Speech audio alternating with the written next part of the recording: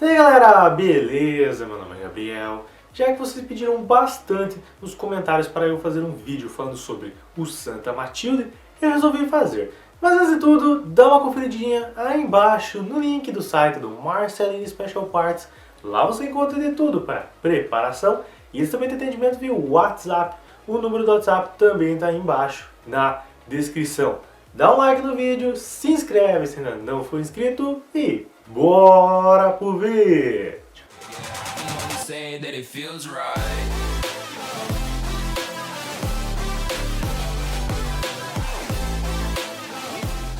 Bom, vamos lá. O Santa Matilde é uma cópia melhorada do Opala. Pronto, acabei de escrever o carro inteiro, acabou o vídeo. Brincadeira, mas na verdade é mais ou menos isso mesmo, tá? O Santa Matilde é um Opala com algumas melhorias, tá? Tanto que a mecânica é a mesma do Opala, a estrutura é baseada na do Opala, tá? Então tem várias coisas que foi melhorado em relação ao Opala. Por isso que ele custava muito mais caro. A gente vai falar um pouquinho sobre isso, tá? Ele foi fabricado ali entre 78 e 86, não tem uma data muito certa ali, onde parou, onde que começou, mas é mais ou menos nesses anos aí. Então faz muito tempo, tá? Quando eu falo as coisas aqui, tem uma noção de comparar com o carro dessa época, tá? Faz muito tempo, tá? 78, olha só, faltava muito pra mim nascer ainda, tá? Bom, então como eu disse, basicamente é o motor 6 cilindros do Opala e sua estrutura se baseia no do Opala, não é exatamente a mesma, tá? Uma coisa que muda bastante em relação ao Opala é o seu volante, tá? O Opala normalmente é um volante grandão e tal. O Santa Matilde tem um volante que parece um volante de kart, sabe? Parece um volante de Fusca pequenininho, que o pessoal adaptava, que tinha os 6 parafusinhos no meio, sabe? Aqueles bem chinês mesmo. Claro que o dele deve ter uma qualidade muito melhor, né? Mas que o volante é pequenininho por relação ao tamanho do carro é. O que é bom, né? Provavelmente a direção devia ser bem leve, eu nunca dirigi um, mas provavelmente a direção devia ficar leve. Devia ter direção hidráulica pelo preço que ele custava, tá? E pra variar, era feito de fibra, né? Então vai ter no final do vídeo alguns chunings aí, tá? Pra você ter uma ideia, tá? Tá bem engraçado, tem um chuning bem bizarro. Bom, então como eu tava falando, ele era muito caro. Mas muito caro mesmo, tá? Era um dos carros nacionais aqui que se podia ter mais caros na época, tá? Um dos top mais caros. Em compensação, isso tinha algumas coisas que não era nem um pouco comum nessa época, tá? Ar-condicionado, tá? Praticamente nenhum carro tinha isso nessa época. Mal e mal tinha ar quente, então ar-condicionado nessa época já era uma coisa bem rara. Freio a disco nas 4 rodas, tá? Isso aí hoje em dia é comum, freio a disco nas 4 rodas. Mas a gente vê que nessa época tinha Fusca ainda que tinha freio tambor nas 4 rodas, não tinha nenhuma disso, nem na frente, tá? Então você tem que ver que freio a disco nas 4 rodas nessa época era uma coisa muito difícil, tá? Fora que ele tinha um tratamento para não enferrujar, tá? Mas você pensa, nossa Gabriel, mas o carro de fibra não tem de enferrujar, né?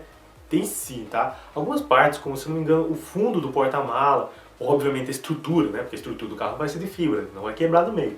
A estrutura tem que ser metálica. Então ela recebia um tratamento para não enferrujar com o tempo, que é bem legal, até porque você consegue achar alguns desses carros conservados até hoje, né? Devido a esse tratamento. Outra coisa que é bem legal ressaltar nesse carro é que, um pouco diferente da maioria dos carros dessa época, a parte ali de farol, ali, lanterna, não era tão pega de outro carro assim, tá? Então a lanterna, por exemplo, traseira, você não acha mais para vender. Por quê? Porque não é de um clone. Normalmente quando o carro é clonado, eles pegam de outro carro, lá, sei lá, e adaptam um Escort, de um outro carro que era comum na época. E adaptam lá. Nesse caso não, nesse caso ele tinha uma lanterna específica. Então se você vai tentar achar uma lanterna nesse carro hoje em dia, você vai gastar lá mais ou menos uns R$500 numa meia boca, entende? Então é bem complicado você achar algumas peças mais específicas dele. Vamos agora para o momento tuning, né? Como eu disse, praticamente todos os carros que são feitos em fibra recebem um tuning de vez em quando, né?